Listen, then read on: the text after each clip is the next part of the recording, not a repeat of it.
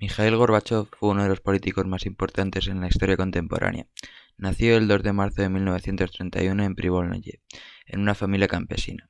Se graduó en la Facultad de Derecho de la Universidad de Moscú en el año 1955. Fue secretario general del Comité Central del Partido Comunista desde 1985, hasta que en 1990 fue elegido presidente de la URSS. En 1985, Gorbachov inició unas reformas radicales en economía y en política. En economía promovió la perestroika, que significa reestructuración en ruso.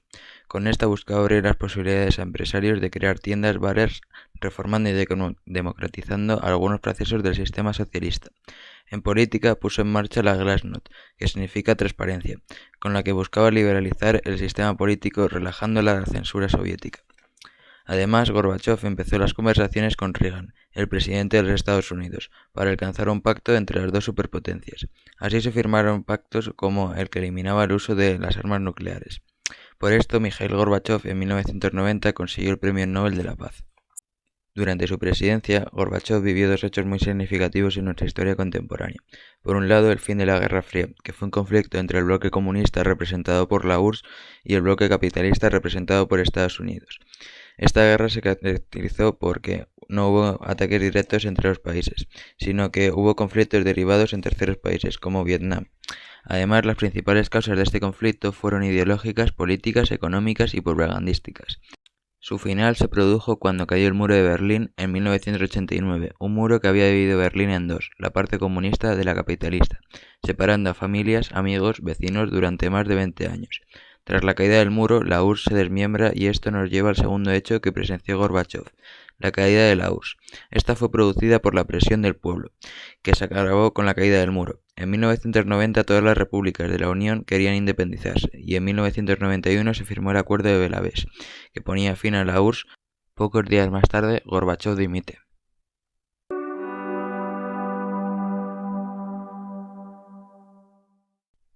Buenas tardes, Gorbachov.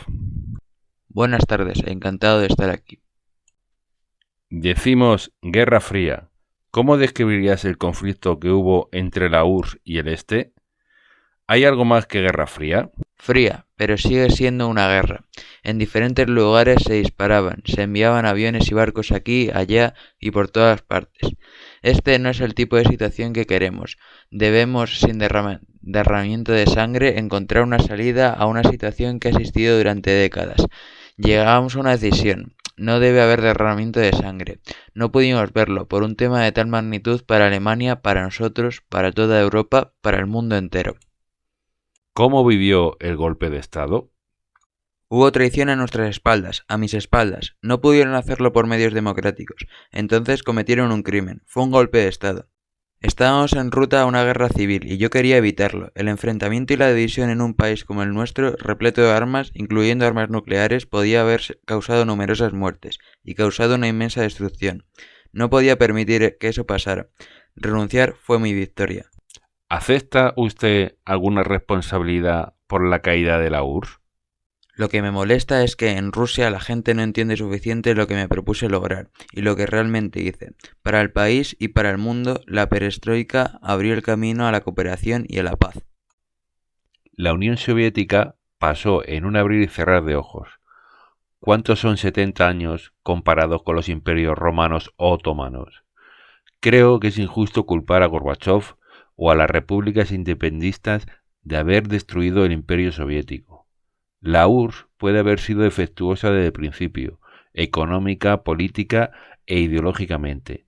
Tal vez esto estaba destinado a ser una superpotencia de corta duración, o tal vez el resto del mundo fue el que se equivocó.